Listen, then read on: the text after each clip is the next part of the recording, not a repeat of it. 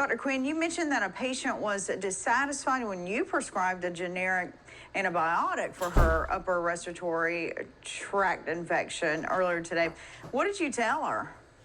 Well, I mean, Jay, the lady really threw me off. I mean, this was about a week ago, and this really happened.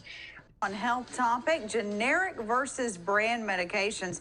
Some people hear generic and think of generic cereals that taste funny or get soggy too often. They often don't stack up against the original and are usually considered knockoffs. Generic drugs are different.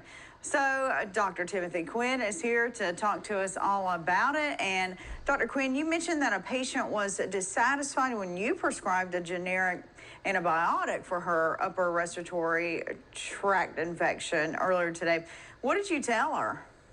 Well, I mean, Jay, the lady really threw me off. I mean, this was about a week ago, and this really happened. I gave her prescription after evaluating her, and she looked at it and she said, I don't do generics, and she asked, "Is this a generic medication?" And I told her that it was. Yes, ma'am, it is a generic. She said, "Well, do you not understand?" And then she told me about her shoes. She said, "Do you know these are Gucci shoes I wear? I don't do anything generic. I want the best."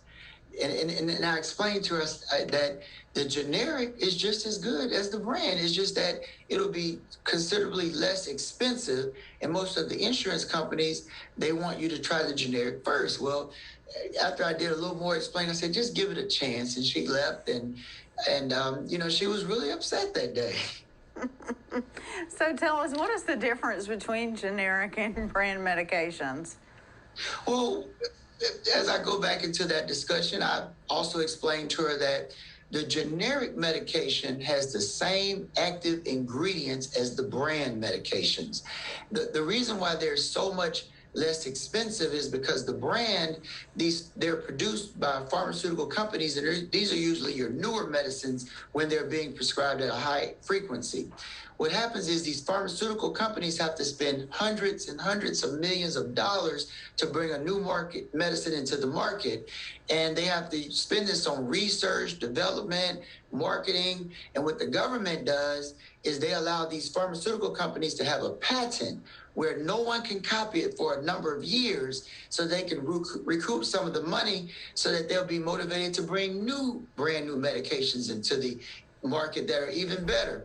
But after the patent runs out, then other companies can copy the active ingredients and do generics, which are qualified by the FDA to pretty much be the same. So they're just as effective, just as safe, except they cost so much less. And as a physician, what we try to do is consider our patients as far as not making them spend so much money that's not necessary for medicine that's going to do the same thing. So is a generic medication does it relatively have the same effectiveness as treating the medical problem as a brand medication? Most definitely. And we all have been super educated over the last 2 years of this pandemic as far as the FDA, allowing medications to come out.